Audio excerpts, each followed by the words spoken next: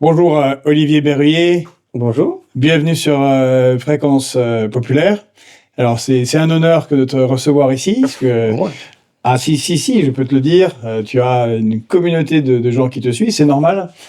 Tu es fondateur et directeur de le média Élucide en ligne, Exactement. que suivent beaucoup de gens, je crois, beaucoup de gens qui nous écoutent, avec des études économiques, statistiques très très poussées, très détaillées. Et j'ai l'impression que vous travaillez mieux d'ailleurs à Élucide qu'au gouvernement. Ils n'ont pas l'air d'avoir les mêmes données. Il n'y a plus de gouvernement. Je te rappelle. Oui, c'est vrai. Oui, ça a été supprimé, ça. Oui, Ouais. c'est ça. On va en parler. Parce que c'est ballot, c'est quand même, c'est un gouvernement, c'est assez pratique pour un certain nombre de choses. Comme... La Belgique a montré que sans gouvernement, ça va mieux pour l'économie en général, et on comprend assez bien pourquoi, sans plaisanterie. Sans plaisanterie. Mais peut-être c'était parce que c'est aussi dirigé par l'Union européenne. Et que donc, étant très près de la centrale Bruxelles, les choses pouvaient tourner sans l'aide de ceux qui font le sketch de la politique. Eh bien, on est content de te recevoir parce qu'on aimerait avoir des éclaircissements, en tout cas. Ta vision, ta compréhension de ce qui se passe en France et en Europe, et spécifiquement sur les questions économiques. Tu es un ancien actuaire, tu es statisticien, même si tu n'es pas économiste, ce que certains le considèrent comme une insulte, mais même si tu n'es pas économiste, tu es quelqu'un qui maîtrise très bien cette discipline. Toutes les semaines, on fait une étude économique assez poussée, il faut essayer de comprendre ce qui se passe en France et dans le monde. Ouais.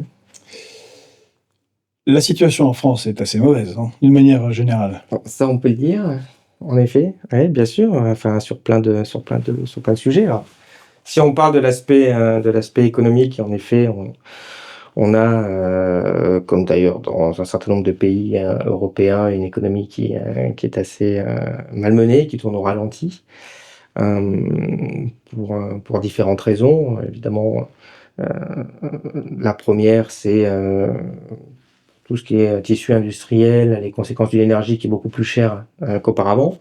Alors, évidemment, l'Allemagne déguste encore beaucoup plus, mais enfin, il y a un effet chez nous, qui est d'ailleurs assez délirant vu les centrales nucléaires qu'on a chez nous et qui devraient justement nous protéger de ça. Mais enfin, après, on discutera peut-être pourquoi on en est là. Par ailleurs, on a concrétisation de la guerre commerciale qu'a lancée Trump, où suite à la capitulation totale en race campagne de la Commission européenne. Ce que tu appelles capitulation, c'est l'accord, avec un grand A passé entre Madame von der Leyen et Donald Trump cet été. Ouais, et qui rappelle un peu l'accord de Rotonde en 1940, en effet, on est à peu près de ce niveau-là. Et oui, la capitulation, puisque on se retrouve dans une situation où les États-Unis vont mettre des droits de douane sur les produits européens pour rééquilibrer un déficit commercial assez important sur les commerces de biens entre les États-Unis et l'Union européenne. Et en retour, nous, on met rien aux États-Unis et on s'engage à investir fortement aux États-Unis, à leur acheter encore beaucoup plus d'énergie, ce qui d'ailleurs va nous mettre en dépendance très forte avec les États-Unis. Donc, ce qui va poser des problèmes de plus en plus importants. Alors, les droits de douane sont de 15%. Actuellement, on ne sait pas trop avec Trump ce que ça peut devenir, puisqu'il commence à menacer de les monter encore plus. Donc ça veut dire que tous les produits européens vont être vendus 15% plus cher aux États-Unis. Mais ça, c'est juste sur en effet des droits de douane. Par ailleurs, Donald Trump a une politique très volontariste de diminution, d'affaiblissement du dollar, pour justement booster ses exportations. Et le dollar a diminué de plus de 10% depuis le début de l'année. Ce qui est un mouvement colossal. En fait, personne n'en parle, tout le monde s'en fout. On nous explique qu'il ne faut pas augmenter les salaires de 1% de plus parce que je comprends la compétitivité, ça va être terrible. Alors, 1% de hausse des salaires sur la part du salaire dans l'ensemble des produits. Les produits seraient peut-être, j'en sais, 0,2, 0,3% plus cher, donc ça, c'est hors de question. Puis là, on serait 10% plus cher, parce qu'évidemment, si le dollar est 10% plus faible, ça veut dire que tous les produits européens sont 10% plus chers quand ils vont aux États-Unis. Donc, on cumule les deux phénomènes. Et au moins 25% de majoration. En fait, en réalité, on peut rajouter 10 à 15. Ah oui, bien sûr, exactement. On est quasiment aux 30%. De toute façon, l'importateur américain, lui, il va vendre en dollars. Donc, c'est ce qui va voir. Donc les produits européens vont être 25% plus chers. Et en retour, les produits américains n'ont pas de taxes et en plus, ce sont donc 10% moins chers. Donc ça, c'est l'effet magique et donc c'est le bel accord de von der Leyen. On a fait une vidéo la Et semaine en plus, dernière. coûte moins cher la production Oui. en termes d'énergie. Bien sûr, oui. En plus, ils n'ont pas ce problème énergétique. Et donc oui, comme je dis, on a fait une vidéo la semaine dernière justement sur cette problématique des droits de douane sur Elucid, et c'est drôle, c'est un peu une compilation dans la vidéo des propos de von der Leyen qui sont stupéfiants, où on ne sait pas si elle est sous acide ou si elle est plutôt retenue en otage contre sa volonté. Enfin, il y a un truc très bizarre, parce qu'elle est toute contente, elle nous explique que les entreprises, l'accord il est super bon pour les entreprises européennes, enfin, c'est un truc produit 25% plus cher, enfin, c'est complètement fou. Donc il va falloir qu'on voit ce qui se passe maintenant dans les trimestres à venir, ce sera un peu long pour que tout ça se rééquilibre, mais donc ça veut dire que forcément les exportations françaises vont diminuer sur les États-Unis et sur la plupart des pays du monde en dehors de la zone euro, déjà, avec ce surplus.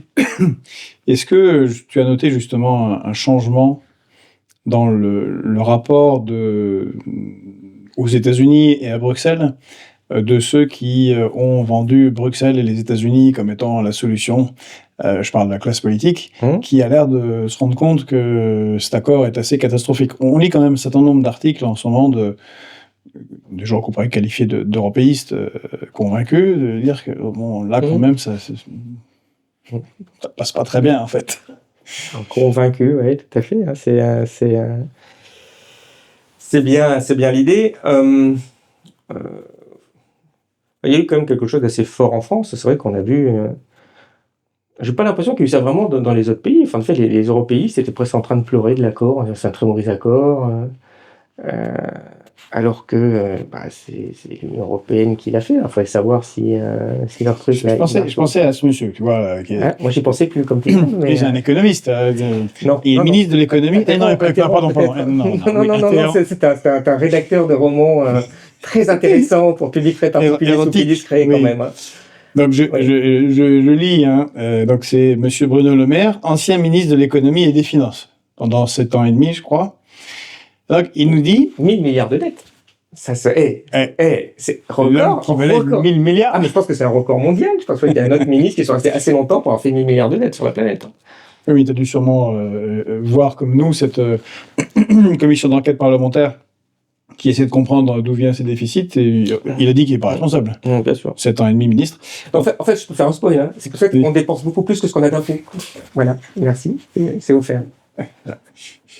Oui, mais écoute, il nous dit quelque chose. Il nous dit « La technostructure bruxelloise est en train de tuer l'industrie européenne. Or, le temps presse, il est minuit moins une. L'Europe est à l'arrêt et le reste du monde accélère. Nous risquons d'être rayés de la carte technologique du XXIe siècle. » C'est bien, il s'est réveillé. Ils se réveillent tous quand ils sont plus au pouvoir, c'est rigolo quand même. Non, il y a beaucoup de choses à dire sur cette arnaque européiste en fait, qui partant d'une idée certes intéressante, réelle, et aurait besoin d'ailleurs d'un minimum de coopération en Europe. On peut faire des murs partout, pouvoir commercer, les économies sont extrêmement imbriquées. Le général de Gaulle voulait l'accord le traité de l'Élysée, qui est un système de coopération tout à fait intéressant. Tout à fait sur cet aspect-là, parce que c'était réduit, je dirais, à un niveau économique pur. Comment je fais en sorte de pouvoir commercer tranquillement avec les voisins sans se taper 25% de droits de douane en Allemagne, même si ça a aussi quelques inconvénients. Moi, dire en soi, c'est quand même plutôt logique. Mais évidemment, ce qui s'est passé, c'est une espèce de rapt qui commence en fait vraiment en 86. On en parle assez peu, c'est vraiment l'acte unique, bien avant Maastricht, qui a vraiment commencé à foutre tout ça en l'air, qui a institué des phénomènes qui entraînent des problèmes économiques à long terme et surtout une dépossession de souveraineté et même démocratique extrêmement forte. En particulier si on considère qu'il y a une liberté de circulation des capitaux qui sont inscrits quasiment au niveau des droits de l'homme sur ce truc-là. Donc évidemment les capitaux, il faut évidemment les réguler, surtout sur les capitaux de court terme, parce que ça peut vraiment déstabiliser des économies et après on est à la merci du moindre chantage. Quand on commence à vouloir mettre 1% de taxe sur des milliardaires qui ont doublé leur fortune, on vous explique que c'est pas possible, ils vont partir, ce qui est pas que faux. Vous voyez d'un trait de plume, et puis le siège social de telle boîte, et puis à Paris, il est évidemment, il va rejoindre les autres, Amsterdam ou à Bruxelles, et puis les impôts, ils sont partis en même temps. Donc il y a ce phénomène qui a été extrêmement dangereux, alors qui vous est vendu sur: «Ah ouais, c'est bien, ça va beaucoup mieux marcher». Stratégie Lisbonne 2000, je pense que tu te rappelles? Hein? On va être la zone la plus productive, Rappelle-nous. la zone la plus productive du monde. Je crois que celui-là, il faut le refaire. Nous allons être la zone la plus productive du monde, Oui, la plus industrielle, plus Exact- industrieuse exactement. et plus riche, avec Donc- des bons salaires et du travail pour tous. Bien sûr, la plus forte croissance mondiale, elle allait être là, en fait. On est leader sur à peu près tout, hein. C'était l'idée. Alors, c'était l'idée, hein, ça n'a pas été malheureusement suivi des faits. Il y a une sortie de route quelque part. Exactement. Évidemment, ça a pavé les difficultés qu'on rencontre avec, eh bien, d'abord ces histoires. Je commence à parler, sans faire un historique trop long, évidemment, de ces histoires de liberté de circulation et capitaux qui commencent à vous poser des problèmes pour votre base fiscale, pour vous mettez en compétitivité. Déjà, les pays de l'Europe sur des bases extrêmement fortes, extrêmement complexes, difficiles à réguler. Et puis après, voilà, c'est une dérive de plus en plus forte, les Maastricht, et puis après les traités de 2007 et le traité budgétaire. Et brutalement, partant d'un besoin intéressant, on peut discuter sur différentes opportunités pour essayer d'avoir une zone économique qui marche bien. D'ailleurs, ça s'appelait la Communauté économique européenne, il y avait un sens. C'est devenu une union politique. Tout d'un coup, ils ont changé de braquet. Et maintenant, enfin, disons, on est même plus libre de définir notre budget comme on le veut. Ce qui est intéressant, c'est de voir comment ça nous a été vendu. Alors, pour les plus anciens, on se rappellera de l'Europe, c'est la paix. C'est-à-dire que là, pour maintenant, c'est la guerre, en fait, l'Europe. Et le seul, que j'ai toujours trouvé intéressant, le seul argument concret qui était avancé, enfin, en tout cas, je pense qu'on s'en souvient, c'était: bah oui, mais il faut qu'on fasse l'Europe parce que ça va nous permettre de peser dans le futur face aux États-Unis, à la Chine, etc., etc. Faut bien comprendre cette propagande, elle est intéressante parce que comme ça, quand on vous le dit, vous dites: ah bah oui, bien sûr. Puis après, c'est autre chose, ça paraît logique. Ouais, l'union fait la force. Et en fait, c'est déjà intellectuellement peu probable, puisqu'on a des pays qui sont extrêmement différents, économiquement, culturellement, sociologiquement. Donc ça veut dire que forcément les pays ont des intérêts divergents, et on le voit tous les jours. Et dans ce cas-là, Ne serait-ce qu'entre la France et l'Allemagne, sur bien sûr, oui. quelle devrait être la force de la monnaie. On reviendra plus tard sur l'euro, qui est un aspect important, mais oui, les États ont des Ça, il faudra intérêts poser la question à différents. Emmanuel Todd. Ça expliquera que même en termes anthropologiquement, enfin en tout cas culturellement, on est des sociétés qui sont vraiment opposées, la France et l'Allemagne. Donc forcément, ça va donner des pays qui sont opposés. Un pays va être plus productif, l'autre moins productif, l'autre va être plus joyeux, l'autre moins joyeux, dirons-nous. Et C'est un couple qui a vocation à divorcer, le couple franco-allemand. il faut quand même rappeler aux gens que Est-ce qu'il a existé le d'ailleurs? couple franco-allemand, ça n'existe qu'en France. Hein. Ça, les Allemands, l'expression n'existe pas, ça leur semblerait délirant. En fait, non, ils n'ont rien à foutre, en fait. Hein. Et j'en veux pas la pire non plus. Hein. Ça, c'est une propagande chez nous. Et on voit tous les jours qu'il n'y a jamais eu la moindre coopération réelle entre l'Allemagne et les restes des pays. D'ailleurs, elle fait des excédents colossaux grâce à l'euro. Est-ce qu'elle partage ce truc-là? Non. On revoit l'excellent livre de la regrettée Coralie Delhomme. Le couple franco-allemand n'existe pas. Elle disait dans le livre, le couple franco-allemand n'est même pas utilisé comme terme. En Allemagne, Oui, on parle de partenaires. Ça n'existe pas, oui. Mais enfin, ouais, au même titre que la Tchéquie, quoi. Enfin, voilà, c'est le petit truc qui est là-bas. Donc, si je reviens sur cette Tu histoire. utilises la différence entre les pays qui fait que. Non, je veux dire, il y a des pays très différents. Donc forcément, vous avez des besoins différents. Donc, si vous dites qu'il faut peser en 2 secondes, donc il va falloir qu'on défende une position. Mais la question, c'est quoi la position de l'Europe, puisqu'on a des intérêts divergents sur à peu près tout. Et on voit à chaque fois que c'est extrêmement difficile. Si vous. Je sais pas, si on regarde des états économiques. Bon, alors, c'est un peu moins vrai maintenant parce que l'Allemagne va mal. Mais enfin, si je reviens 3 à 4 ans en arrière, vous avez une Allemagne qui va bien et une Italie qui va très mal. Donc, si vous êtes la banque centrale, par exemple, vous faites quoi? Je fais quoi? Le pays va bien, donc il n'a pas besoin de moi. Donc, à la rigueur, je peux monter les taux d'intérêt. Et puis, j'ai l'Italie qui va mal, il faut que je baisse les taux d'intérêt. Ben, j'ai qu'un taux d'intérêt. Donc, je fais comment? Je fais quoi? Je fais la moyenne. Ça va être la moyenne. L'Allemagne n'est pas contente parce que les taux sont trop faibles, ils vont alimenter l'inflation. Puis l'Italie n'est pas contente parce que les taux resteront trop hauts. Donc, on voit qu'on a déjà une difficulté à trouver des positions communes. Et je vais bien prendre l'exemple. En fait, je pense qu'il ne faut jamais être allé dans une réunion de copropriétaires pour s'imaginer que l'union fait la force. Si vous allez là-dedans, vous voyez bien que machin, oui, mais là, il faut refaire le toit. Alors bon, c'est sûr que celui qui est au dernier étage, il a vachement envie de refaire le toit, et puis celui qui est au rez-de-chaussée, il veut pas. Hein. Oui, forcément, donc c'est pas possible. Donc on voit que c'est pas que l'immeuble. La rénovation thermique, oui, pour les gens qui ont plus de 70 ans, ça les intéresse pas, parce que ils vont pas leur servir à grand chose. Bien sûr. Donc on est dans ce genre de distorsion où vous voyez que avoir prédéterminé par avance un ensemble de pays qui doivent d'abord se mettre d'accord avant d'aller peser sur quoi que ce soit, ça peut pas marcher parce que les pays sont trop différents. Vous allez trouver une position boiteuse qui va déplaire à tout le monde et vous n'aurez pas de force derrière d'entraînement pour aller négocier avec ça. Donc, si on...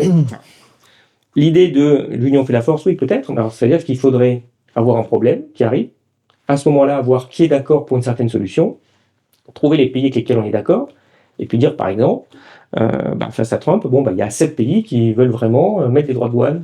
Les autres ne veulent pas. 7 pays, on est d'accord, on se met ensemble, et puis on va mettre les droits de douane éventuellement contre Trump.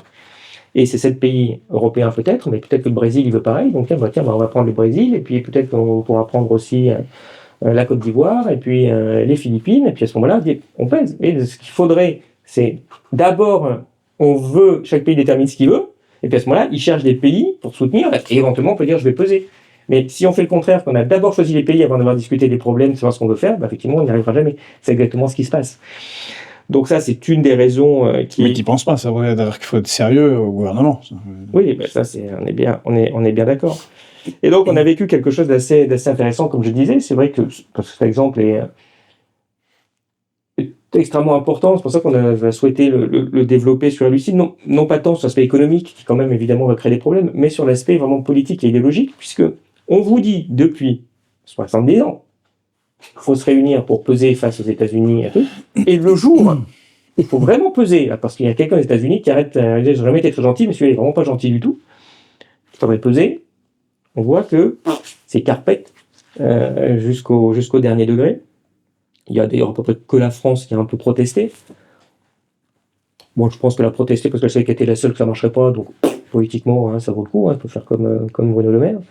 Ça n'allait pas gêner grand-chose. Et on voit que ça n'a pas marché, en fait. Donc, si au bout de 70 ans, on n'est pas capable de peser, la question, c'est qu'il faut qu'on ait millénaires dans leur idée pour qu'un jour on puisse peser, qu'on nous dise, parce que sinon, effectivement, il n'y aura plus d'économie avant qu'on soit arrivé, et là, ça pesait. Tu viens de le dire, il n'y aura pas d'économie. Oui. Peut-être que là, Mme von der Leyen a réussi à unifier d'une certaine manière les Européens sur une même cause, parce que si je lis bien ce qui se dit aussi bien en Pologne qu'en Hongrie ou qu'en Italie ou qu'en France, donc des économies différentes, personne n'est content de cet accord qui est considéré effectivement comme une capitulation, y compris par des gens qui sont tout à fait de centre-gauche ou de centre-droit, qui étaient jusqu'à maintenant européistes, car la conséquence est la fin de l'économie. Ils les sont toujours. Ils les sont toujours, mais européistes. Là, concrètement, même pour eux, c'est difficile parce que, comme tu l'as dit, 25% d'écart dans les prix, plus l'énergie qui est 3, 4, 5, 6 fois moins chère en fonction des entreprises. Oui, mais moi, c'est que ça marche pas, c'est qu'il n'y a pas assez d'Europe. C'est ça, je les motive, en fait. Comme les communistes, pareil, tu vois, à l'époque, là, ça marchait pas bien encore, l'économie, il n'était pas assez communiste encore, l'URSS. Comme il n'est pas assez libéral encore, j'imagine. Enfin, tu vois, ce genre d'absurdité. Parce que là, l'économie les industries vont encore plus partir aux États-Unis. Oui, enfin, en Chine ou ailleurs. Oui. Enfin, là où, de toute façon, la Chine récupère du gaz russe maintenant pas cher, donc c'est intéressant d'aller produire là-bas.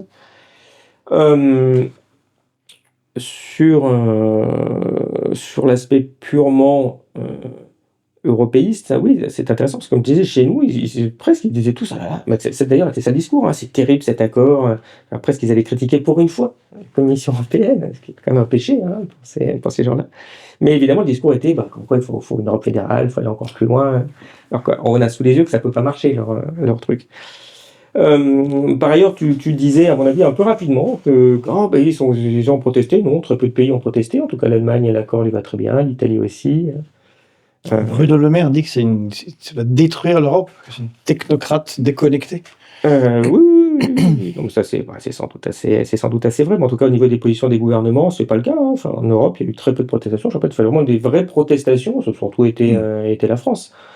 Il y a peut-être 5-6 pays qui ont un peu regardé leurs chaussures, hein, et puis les autres ont dit non, on soutient l'accord. De toute façon, ça va très bien se voir, puisque tout ça sera sûrement soutenu au moment encore du semi-processus de ratification, qu'il n'y a pas tout à ratifier sur ces points-là. C'est-à-dire, comme on ne met pas de droit de douane, il n'y a même pas d'acte vraiment législatif ou de décision à prendre, hein, puisque ça n'en fait rien. Si ce n'est éventuellement enlever les peu de droits de douane qu'il y avait déjà sur les États-Unis. Après, tout ce qu'on a dit est vrai, évidemment. J'ai envie de mettre un petit bémol pour essayer d'être un peu plus, je sais pas si c'est sympa vraiment. Moi, je pense qu'il était très difficile d'avoir un autre accord face à Trump.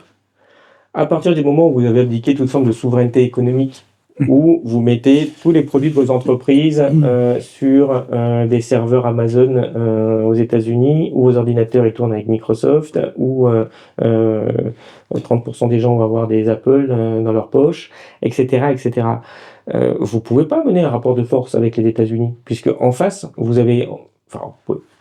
ça dépend de qui est en face, mais si vous avez quelqu'un de méchant en face, excusez-moi pour l'expression un peu facile, mais en tout cas quelqu'un qui va dire moi, rien va m'arrêter. En plus, c'est du Trump, c'est de la négociation même de pas manière un escalator qui tombe en panne. Immobilier new-yorkais, hein, qui sont au point de vue purement commercial, des personnes qui sont parmi les plus dures en affaires. Donc quand vous êtes face à quelqu'un déterminé en face, que vous n'avez aucune carte en main, bah, vous faites quoi? Si on n'avait pas dit si c'était pas von der Leyen qui était allé, mais c'était Macron et puis Bruno Le Maire là, à l'époque, et qu'est-ce qu'ils auraient fait? Alors puis elles auraient dit non, on n'est pas d'accord. Bon, bah, Trump a dit sinon je vous fous 70%, je vous fais déjà un blocus moi sur tous vos bouteilles de pinard. Alors, c'est déjà le premier marché de loin aux États-Unis des exportateurs français. Alors, déjà, l'industrie viticole française là est à peu près à genoux. Rien que sur une petite décision comme ça. S'ils commencent à dire derrière, tiens, je pense qu'Amazon là va peut-être fermer un peu les serveurs, hein, vous récupérez vos données. Je vous passe même pas des informations confidentielles que la NSA a sur à peu près tout le monde et qui va vous déclencher pas mal de scandales politico-économiques chez vous. Bah, vous faites quoi? Quand on vous dit 15%, vous dites bon, ok, merci, quoi, je vais le prendre. C'est comment résister dans ces conditions-là. On résiste quand on s'est mis en position de pouvoir résister. C'est ce qu'a fait la Chine. l'a très bien fait. Quand Trump a commencé à leur mettre à 50% de droits de douane, ils ont mis 50% de droits de douane. Trump a répliqué, c'est monté à 150% de droits de douane.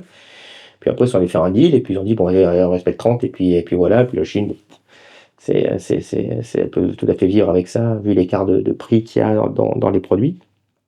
Et elle a accepté. Le Brésil a résisté aussi, il y a des très beaux discours. J'ai sorti d'ailleurs, tiens, aussi dans la petite vidéo, vous pouvez la mettre peut-être en description de Lula, qui parle de Trump. Alors ça, personne n'a entendu ce truc-là. C'est sûr que les médias vont pas te mettre à Lula qui explique et qui a dit, c'est pas un gringo qui va venir faire la loi chez nous, qui va mettre à genoux le président de ce pays. Non, on confirme. C'est très intéressant ce parce que quand on était à Rio, au sommet des BRICS en juillet avec Pedro, on était un peu surpris parce que dans la presse en particulier, occidentale, en particulier française, il ne s'est rien passé, ou d'abord ils n'en parlaient pas, ou alors ils disaient bon, il ne s'est rien passé. Rien qui s'est rendu compte que quelque chose s'est passé, c'est immédiatement, 1 heure après le communiqué final, c'est Trump qui a commencé à tirer une rafale de tweets très très enragés, disant que tous ces gens-là s'allient contre lui, et qui va prendre des taxes, et qui soutient Bolsonaro à la présidentielle. Enfin bon, il mettait une ambiance de travail, donc lui il voit bien qu'il se passait quelque chose. Donc les gens, les BRICS, et spécifiquement le Brésil résistait. Et puis après, ils ont résisté encore plus. Bien sûr, oui. Et l'Inde aussi. J'ai sorti le petit discours de Modi qui explique que ça va lui coûter sans doute un peu cher, mais qu'il est hors de question que l'Inde abdique sa souveraineté sur ces domaines-là. Mais alors, évidemment, vous n'allez pas mettre ça aux 20h en vous disant, tiens, il y a quand même des petits pays comme l'Inde, le Brésil, la Chine, qui résistent à Trump. Et puis nous, on se fait tondre avec le sourire en disant que c'est le meilleur accord possible qu'on pouvait avoir.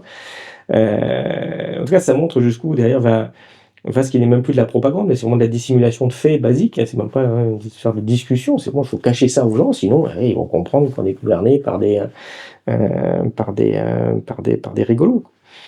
Donc on est dans ce contexte-là, puisque déjà économiquement on peut difficilement résister à quoi que ce soit, et en plus politiquement, on a transmis ça à l'échelon supérieur, à des espèces de fonctionnaires qui maintenant se prennent pour le patron, ce qui est quand même assez dingue quand on voit l'évolution qu'il y a eu en particulier sous von der Leyen. L'état, on disait en introduction, l'état de l'économie française est très mauvais. La balance commerciale empire Oui, trimestre en trimestre. elle reste mauvaise, oui. La dette s'accroît, le remboursement des intérêts de la dette s'accroît puisque la France étant moins bien notée, les taux d'intérêt augmentent. Augmente, oui, tout à fait. On est déjà au deuxième budget, il me semble, en dessous de la défense. C'est quand même oui, bien sûr, oui. Et en augmentation. Est-ce qu'il y a un élément... L'énergie coûte, comme tu l'as dit, de manière absurde, puisqu'on ça pourrait coûter moins cher, mais de manière absurde, c'est l'Europe, beaucoup trop cher. Voilà. Et il semble qu'il n'y a aucun aspect de l'économie qui soit sur lequel on puisse s'appuyer pour redresser la barre. Est-ce qu'il y a quelque chose qui va? Et sinon, jusqu'où ça peut couler? Jusqu'au fond de la mer, dirait l'autre. Hein, je pense. Mais pas en dessous. Alors, le fond de la mer, il a 80 mètres ou 11 000. Ça change pas grand-chose quand tu es au fond de l'eau, en vrai. Non, effectivement, la situation est difficile, mais ça peut se dégrader beaucoup plus. Hein. Par moment, on a toute une partie qui commence à plus être négligeable du tout, puisqu'on parle quand même de plusieurs pourcents de l'économie qui est fictive, puisque tout ça, c'est payé par la dette. Donc, autrement dit, on fait de l'activité fictive en disant on remboursera plus tard, même si on ne rembourse pas vraiment parce que la dette tourne. En tout cas, c'est-à-dire qu'on paiera de plus en plus d'intérêts au fil du temps. Moi, je regardais un peu les prévisions là, qui sont encore les prévisions du gouvernement données à Bruxelles. Donc, autrement dit, c'est toujours en dessous de la réalité. Et déjà, quand on voit l'évolution qu'ils prévoient, mais qui est assez logique des taux, en tout cas la charge d'intérêt jusqu'en 2029, c'est plus qu'effrayant. Puisque c'est 1 à 2 points. Bon, de toute façon, il voit une dette il voit un taux d'intérêt de la dette qui fait à peu près 3,5 de taux d'intérêt. Ouais, il y a 3300 milliards. Donc, vous voyez qu'on va dépasser les 110, 120 milliards d'euros, peut-être 150 milliards d'euros par an. Si les taux ne baissent pas, je ne vois pas pourquoi ils baisseraient. Et si encore, on a de la chance qu'ils n'augmentent pas plus, parce qu'ils sont quand même pas très très élevés. Face à l'incapacité du gouvernement à gérer proprement ses finances et un système politique de fonctionner à peu près normalement. C'est délirant, c'est pas tenable. Donc si on a 120, 130 milliards à terme d'intérêt, sachant qu'il y a 300 milliards d'impôts au niveau de l'État, ça veut dire qu'il y a moi déjà 30 ou 35% de ce qu'on paye en TVA, en impôt sur le revenu, en impôt sur la société, qui part en remboursement d'intérêt à 60-70% à l'étranger. Pour enrichir soit des personnes fortunées, soit les fonds de pension pour en payer les retraites aux Californiens. De toute façon, qui ne sont pas extrêmement utiles, donc on va dire pour les Français dans ces conditions-là. Donc on a un rapt qui est financier, qui est devant nous et qui va être extrêmement douloureux, parce qu'on a été complètement anesthésié par des baisses de taux d'intérêt depuis les années 2000, qui ont permis d'augmenter très fortement cette dette, qui ont permis d'ailleurs à une ville immobilière gigantesque d'être là, de doubler les prix immobiliers, ce qui pose aussi de gros problèmes pour les jeunes générations. Oui, bien sûr. Et quand on dit que ça pose des problèmes sur les jeunes générations, sur le logement, il faut pas se demander pourquoi la natalité baisse. Ben oui, c'est sûr que s'il n'y a que 2 chambres dans l'appartement, on va pas faire 4 enfants. Hein. Ça va être difficile quand même. On n'est plus au 19e siècle. On va tasser tout le monde. Donc on est face à une très mauvaise gestion qui a été faite au bénéfice de la petite plutocratie qui gère le système, qui est plus ou moins large suivant ce qu'on regarde. Évidemment, sur l'immobilier, plus de personnes vont être concernées. Si on est sur des investissements en actions, en obligations, beaucoup moins de personnes vont être concernées. Si on est sur la dette publique, c'est aussi quelques pourcents de la population qui va détenir des sommes très importantes d'assurance vie en particulier qui vont être concernées. Donc on est face à un vrai problème, puisqu'en fait la dette a très fortement augmenté, et quand on regarde les intérêts de la dette, eux, ont une tendance, une forme comme ça un peu en parabole, qui ont miraculeusement diminué. On ne fait pas de miracle parce que les taux d'intérêt baissaient à ce moment-là. Donc on a fait beaucoup plus de dettes, et on dit c'est pas cher, faut en profiter. Pour des investissements qui ont évidemment été pas rentables, on se retrouve maintenant avec un énorme stock de dette, des taux d'intérêt qui augmentent parce que c'est normal qu'ils augmentent vu la mauvaise gestion du pays, et encore ils sont pas chers, je répète. Vous imaginez, quand la dette aura assez roulé au bout de quelques années, quand on aura 4% de taux d'intérêt sur 3500 milliards de dettes, Ouais, ça fera 140 milliards d'intérêts à terme. Et donc dans des situations qui seront de plus en plus intenables. C'est exactement ce qui s'est passé pour la Grèce. Hein. C'est comme ça que ça a déclenché son problème, parce que petit à petit, vous voyez que vous n'arrivez plus à boucler vos budgets, la charge de dette augmente de plus en plus. Donc autrement dit, il va vous falloir diminuer le déficit parce que c'est pas tenable. Et vous diminuez le déficit, et puis vous avez des dépenses de dette publique et d'intérêt qui augmentent. C'est-à-dire qu'il faut encore baisser beaucoup plus tout le reste. Alors dedans, vous avez décidé d'acheter des chars et des canons qui vont rouiller.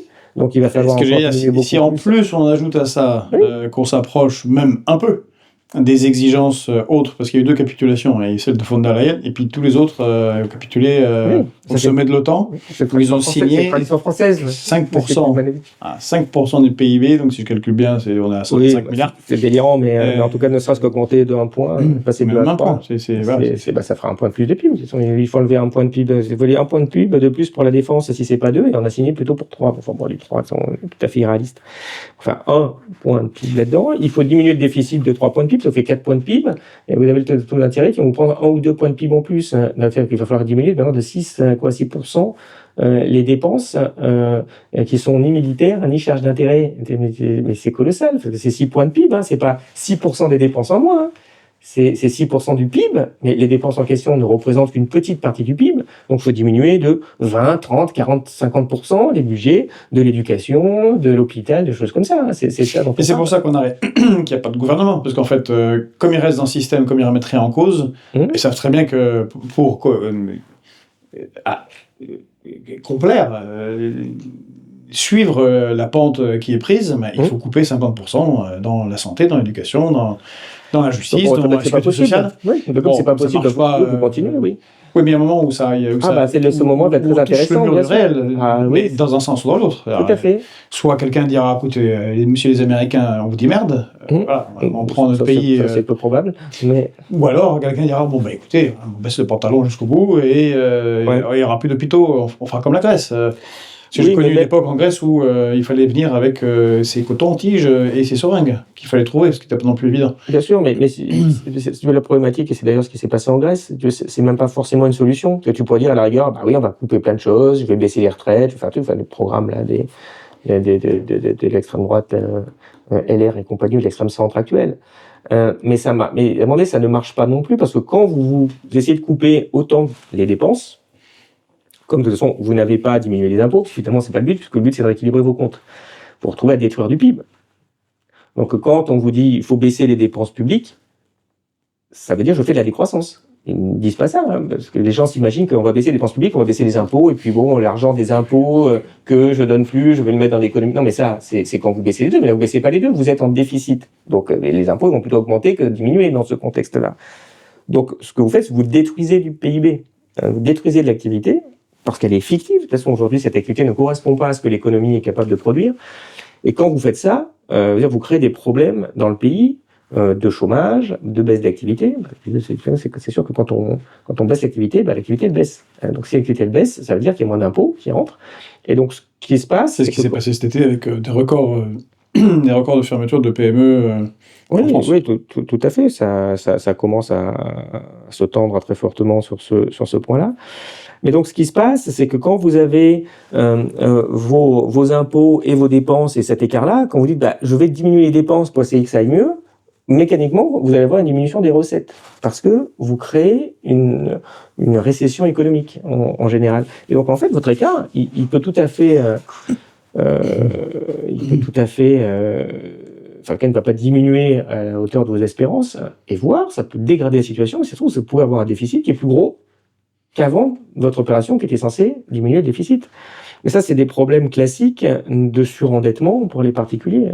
Si passé un certain seuil, vous n'êtes plus en capacité, par votre activité professionnelle, d'arriver à payer votre dette qui est trop grosse. Et à ce moment-là, vous arrivez à un stade où il faut diminuer votre dette dans le cadre de faillite organisée, de faillite personnelle organisée. C'est probablement ce qui nous prend au nez. C'est une des pistes. Il peut y avoir une deuxième qui évite de rentrer dans ce truc aussi violent qui est l'hyperinflation, en fait. Mais qui, au final, reviendra à peu près la même chose, puisqu'il va vous falloir détruire. De toute façon, il faut détruire du capital fictif. C'est ça le problème. Le problème enfin, l'avantage de l'endettement, mais qui devient le problème, c'est que vous avez le même argent qui est à 2 endroits différents. Autrement dit, vous avez refusé, c'est bien ça qu'il faut comprendre, hein, c'est à la base, l'État a refusé de lever des impôts. L'État a refusé de dire, tiens, je vais demander 500 millions de plus d'impôts à Bernard Arnault. C'est-à-dire, je ne fais pas des impôts, c'est-à-dire je fais de la dette. Donc, autrement dit, je vais demander aux plus riches de me prêter les 500 millions que je ne prends pas sous forme d'impôts. Et d'ailleurs, c'est Bernard Arnault qui va me les donner. Donc, dans tous les cas, Bernard Arnault lui a pris l'argent. Mais dans un cas, quand c'est des impôts, bah, vous dites merci. Et puis, s'il ne veut pas trop, vous dites sinon je te tape. Et bah, après, vous dites merci. Soit vous faites de la dette, et donc il vous a donné volontairement son argent, et vous dites, mais promis, hein, croix de bois, croix de fer, si je mens, hein, je vais en faire, et puis je vais te rendre un jour tes 500 millions que je fais rouler. Donc, autrement dit, comme on emprunte pour une certaine durée, genre sur 10 ans, bah, au bout de 10 ans, il faut rembourser les 500 millions à Bernard. Et donc, à ce moment-là, c'est bon d'aller voir Vincent. On dirait, Bolloré, là, tu peux pas filer 500 millions, là, dire maintenant 520, pour rembourser. En attendant, Bernard a demandé de privatiser le Pont Neuf pour faire un défilé, puisque... Ah. Donc, oui, dans ces conditions-là, vous ne dites pas non à Bernard. Hein. Non. Ça ne faut pas. Tu as dit qu'il ne fallait pas le taxer. Je veux dire, c'est quand même un bon expert. Hein. Mais Salamé, elle a dit ça, j'ai vu. Donc, c'était assez amusant.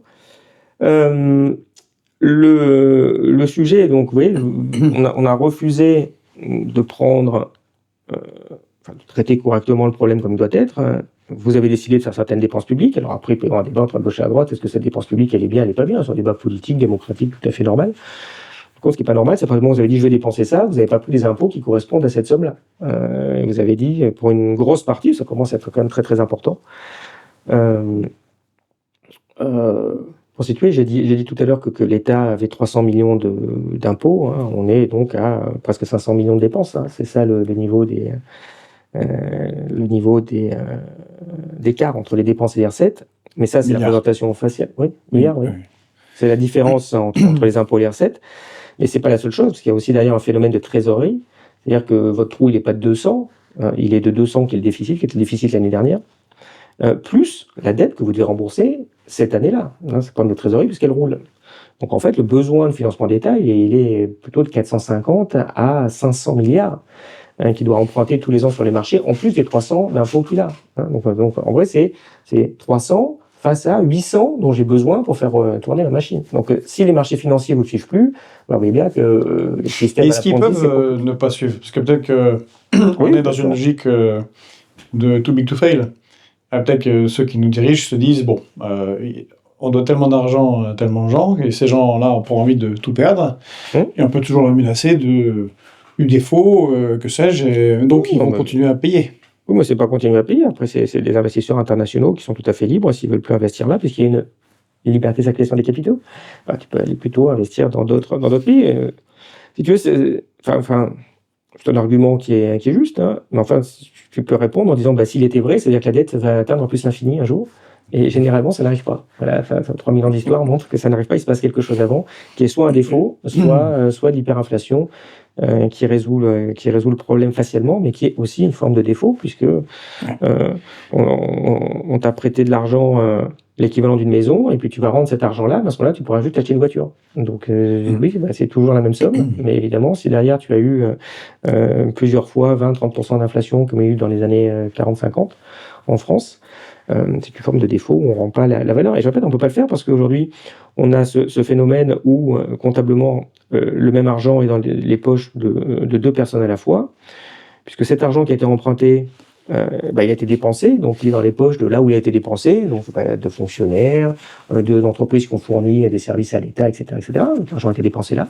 Mais en plus, on est censé le rendre, donc il est toujours, entre guillemets, en théorie, dans la poche des prêteurs, donc de Bernard Arnault, qui dit, bien sûr, il faut me rendre l'argent. Donc l'argent, il ne peut pas être à la fois dans le portefeuille de Bernard Arnault sur une créance qu'on va me rembourser et dans l'économie réelle.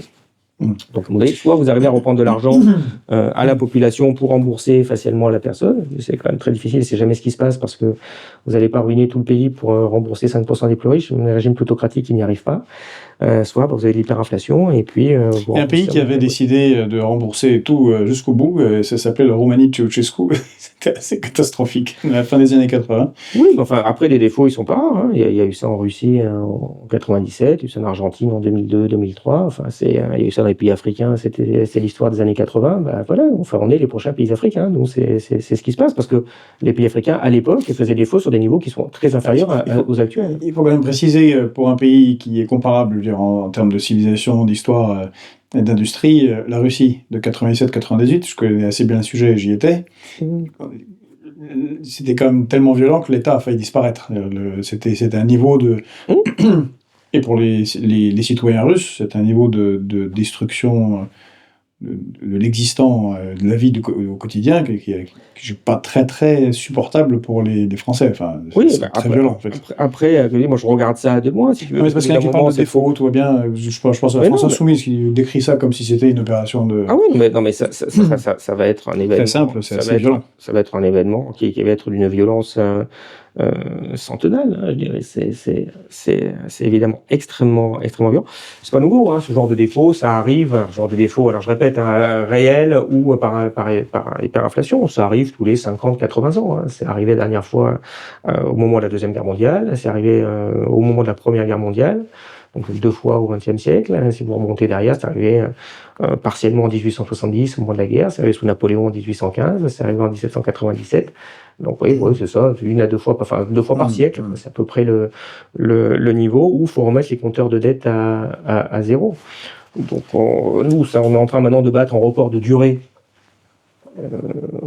pour la survenance de ce problème. Et simplement, vous ne le faites que parce que vous faites n'importe quoi. Vous avez mis des taux d'intérêt à zéro, vous avez demandé à la Banque centrale de vous racheter. C'est jamais arrivé, des taux d'intérêt négatifs qu'il y a eu. Hein. C'est jamais arrivé dans l'histoire de l'humanité. On a fait ça, c'est nouveau en fait, ça vient de sortir, pour permettre de décaler le problème. Et on a décalé le problème, mais sauf que le problème, il est encore beaucoup plus gros qu'avant que vous décaliez le problème. Donc évidemment, on est en train de se préparer à une crise qui va rendre 1929 comme une petite vaguelette économique sur ce point-là. Mais j'ai envie de dire, enfin, on approche maintenant des presque 3500 milliards d'euros de dette au niveau de l'État, qui a 300 de recettes. Ça peut pas bien finir, cette histoire-là. Enfin, on est sur des niveaux où vous avez un couple, vous gagnez 3 000 euros par mois, puis vous allez vous mettre à dépenser 6 000. Et puis pendant des années et des années. Puis votre dette, elle augmente. Oui, mais au bout d'un moment, on va vous dire, vous arrêtez de faire ça. Et puis vous commencez à rembourser un tout petit peu.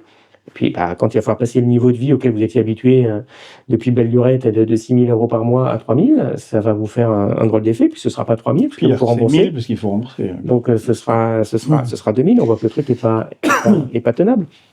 Moi, j'ai envie de dire, si on prend juste l'année 2024, bon, c'était pas une année de grosse crise. Il y a eu toujours des petites conséquences de l'électricité qui était... Oui, enfin, c'est maintenant la situation normale, en fait. Hein. Vous avez mal géré le pays, maintenant, dans une situation, vous avez de l'énergie chère, débrouillez-vous avec maintenant. C'est comme ça, c'est le niveau normal d'activité, il va falloir le gérer. Conséquence, par exemple, l'année dernière, 15 millions de Français ne se sont pas chauffés l'hiver. Oui, enfin, pas comme ils le souhaitaient, oui, ça c'est sûr.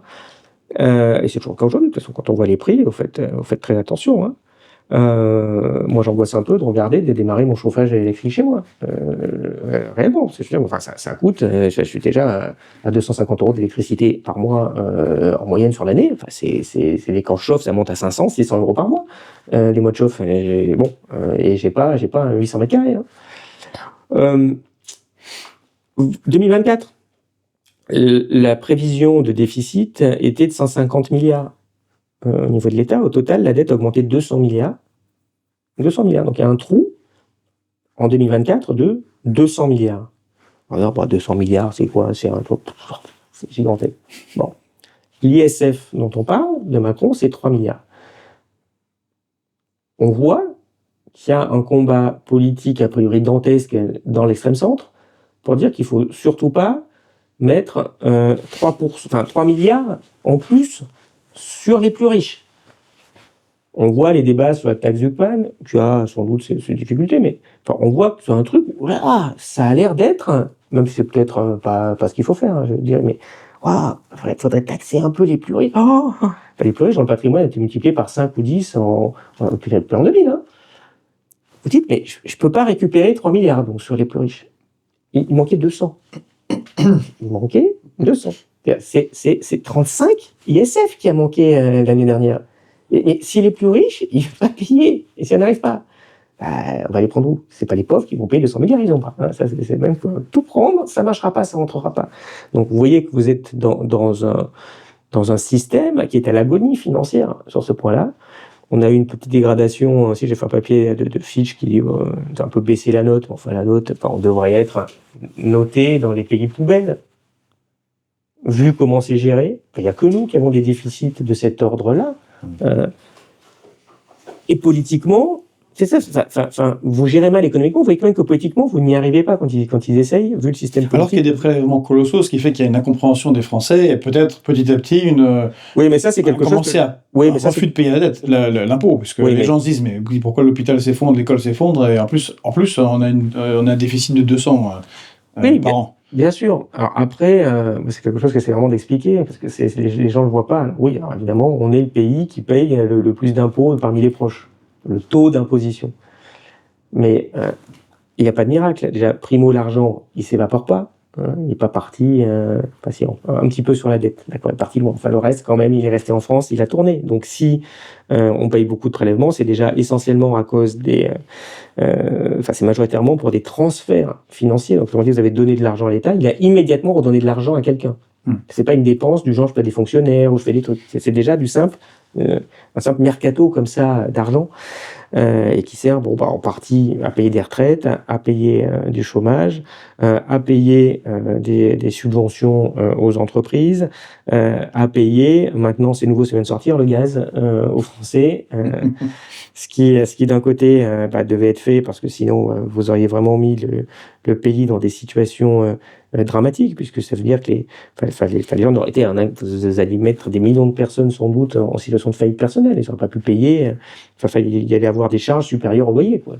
C'est pas possible. Mais quand même, faut quand même bien se rendre compte que l'État a donc payé le gaz aux Français. En 1974, il n'est pas venu à l'idée au gouvernement de payer le pétrole aux Français. C'est plus cher, quoi. Désolé, mais on peut pas. Enfin, on aurait pu le faire. Hein. En soi, on aurait pu dire effectivement, je suis pas forcément contre l'idée. Enfin, je répète, moi de là d'avoir soutenu le gaz. Dans ce cas-là, il fallait faire un impôt gaz. Là, il fallait vraiment dire à Bernard Arnault, non, cette année, tu déconnes pas, hein, il y a l'impôt gaz pour payer. On l'a fait par la dette. C'est-à-dire qu'on s'est endetté pour payer le gaz de 2022-2023 quand même. C'est tellement fou.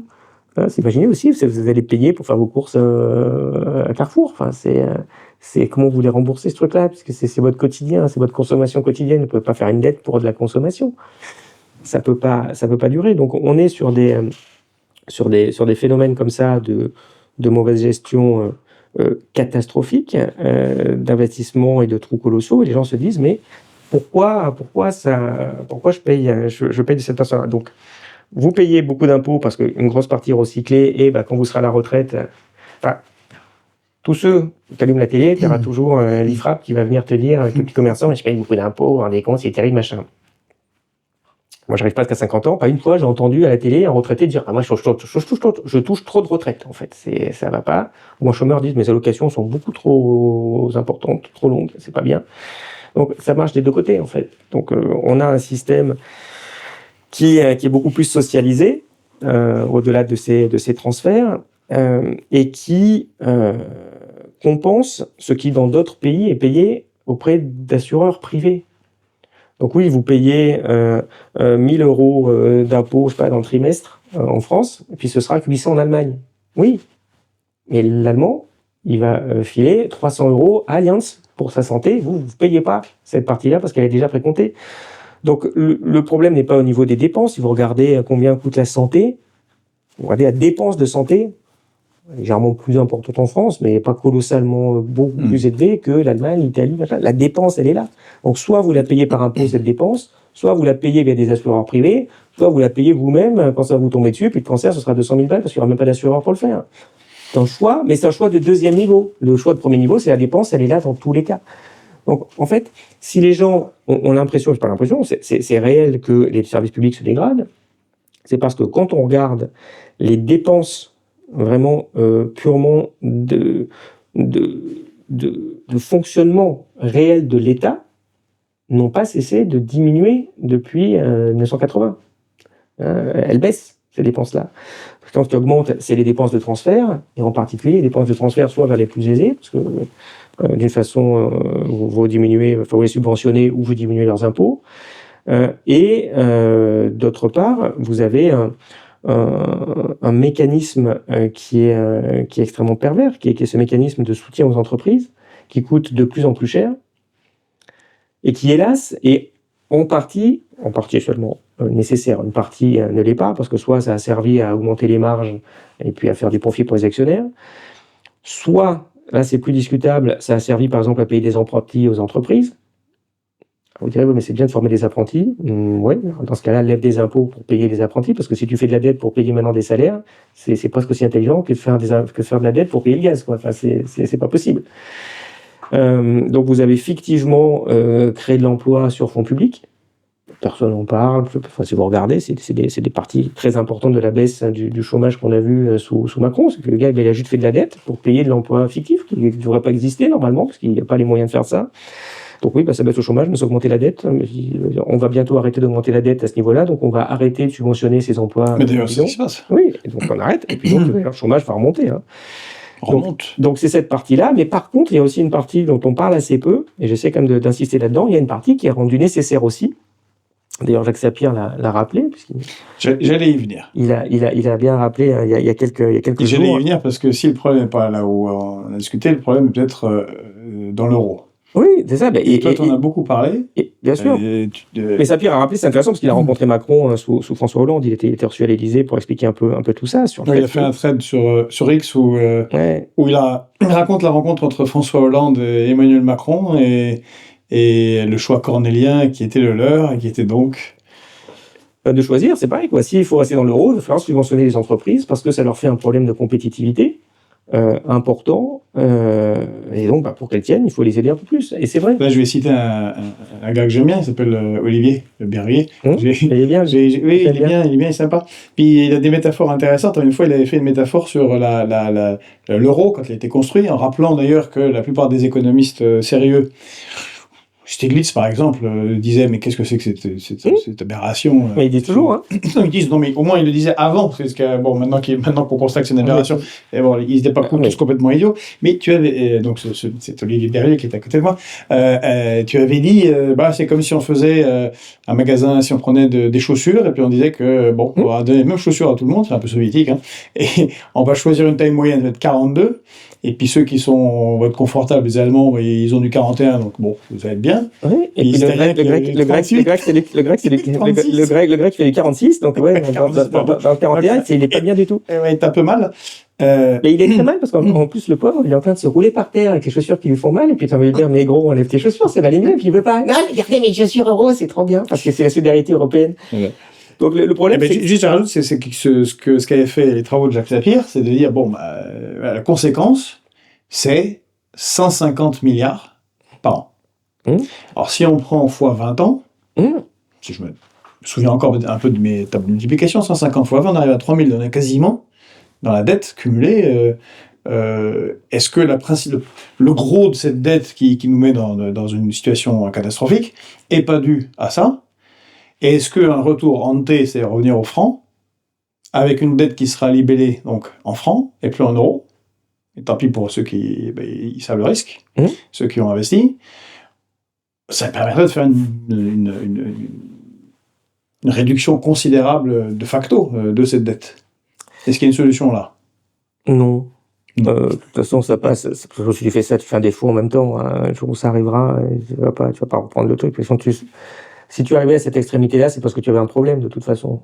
Oui, il y a un problème. Tu problème. n'as pas décidé un jour. Oui, enfin, aujourd'hui, il n'y a pas de problème. Aujourd'hui, pas de problème. On fait de la dette, on fait n'importe quoi, on emprunte, il y a toujours un couillon qui subventionne. Aujourd'hui, il y a zéro problème, vraiment. Mais le problème, il approche de plus en plus. Aujourd'hui, il approche un peu, très légèrement, parce que l'Union européenne demande qu'on réduise le déficit. Alors ça me fait un peu mal de dire ça, parce que dire ça, c'est déjà une folie. L'Union européenne est en train de s'occuper de nos finances. Et je répète, en soi, c'est scandaleux. Mais pas de bol. ils font tellement n'importe quoi en France que même eux, ça les choque, ils disent arrêtez, vraiment, c'est plus possible en fait. Et donc, c'est vrai, on peut dire, oui, il faut arrêter, mais ça, on devrait le faire tout seul en fait. Ce qui est assez intéressant, c'est que, enfin, c'est tellement drôle. Parce que quand les types, et je me rappelle bien, et je pense que toi aussi, ils ont fait Maastricht en 92, ils ont dit, et on va partager, mais attention, on va gérer ça au cordeau.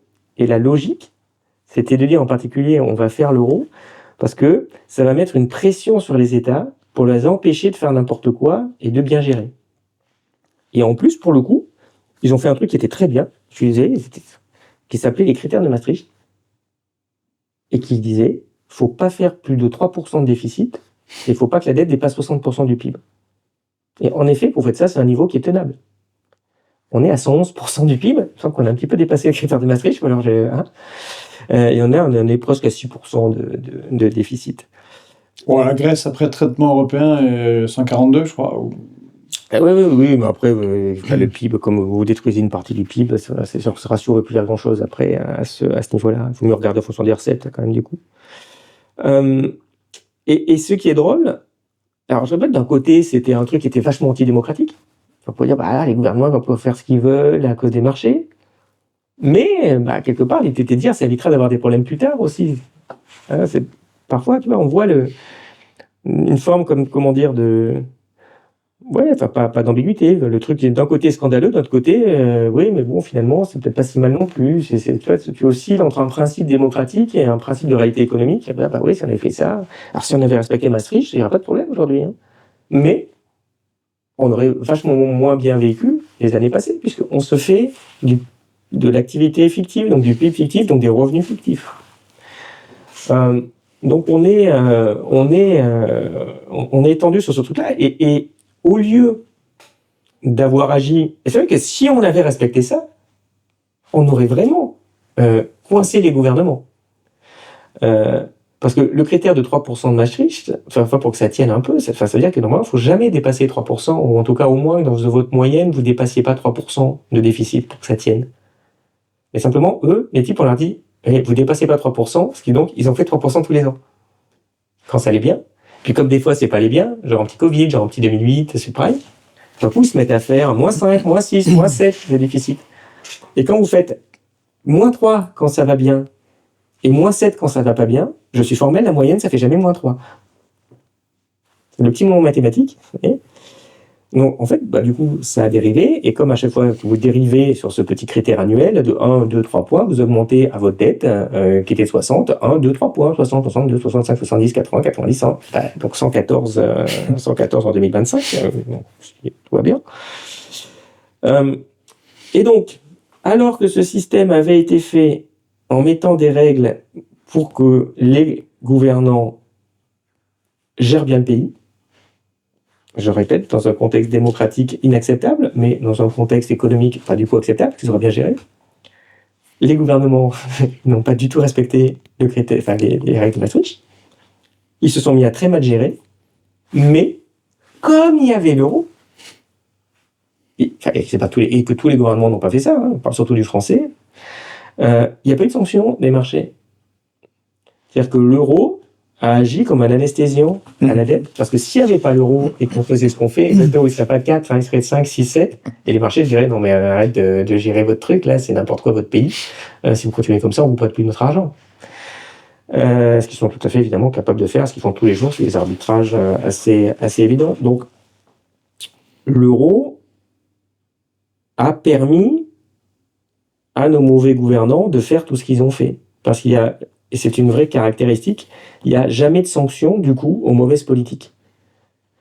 Et que ce soit de la politique, une mauvaise politique budgétaire, comme ils font actuellement, une mauvaise politique de dire, tiens, je vais payer des apprentis sur fonds publics, ou de faire, par exemple, des politiques de sanctions contre certains pays qui se retournent contre nous, donc qui créent des vrais dommages économiques, mais que vous essayez de compenser en faisant la dette. Donc vous n'avez pas la conséquence immédiate de votre mauvaise gestion. S'il n'y avait pas eu de système d'endettement, et s'il avait fallu soit lever un impôt gaz en 2022 qui aurait été extrêmement élevé, Ou à contrario de dire, comme en 74, désolé, ah ouais, le gaz est cher, vous n'avez pas de bol, c'est dur.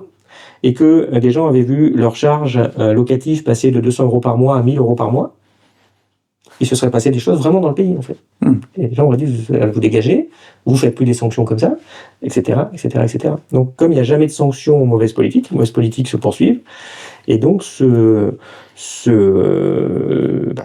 font des pré-dégâts.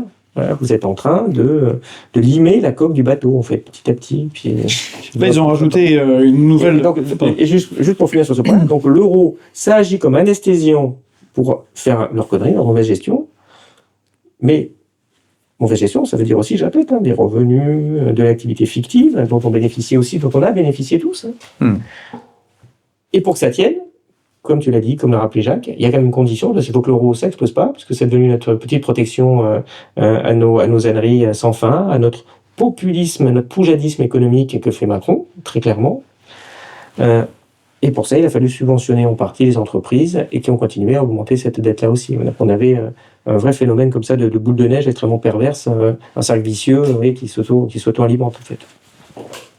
Et ce qui, de toute façon, comme tu as dit, in fine, n'aboutit à rien, puisque les entreprises, malheureusement, ferment. L'activité des entreprises est en chute depuis un certain temps. Elle n'est pas en grosse chute. Bon, il y a un peu plus de faillites qui récupèrent des niveaux. Oui, on est sur des niveaux certes historiquement hauts par rapport aux 20 dernières années, mais il y a eu un énorme creux aussi pendant le Covid avec les subventions qu'on a données. Donc, si on faisait une moyenne sur 10 ans, on peut dire aussi que celles qui font faillite là, c'est peut-être toutes celles qui ont pas fait faillite en 2022-2023 parce qu'on les subventionnait à tiers-larigot.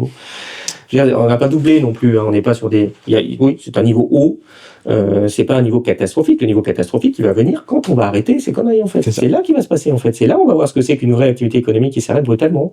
Et là, ils ont aggravé les mauvaises gestions avec, en rajoutant les sanctions sur la Russie qui font backfire assez violent sur l'Europe.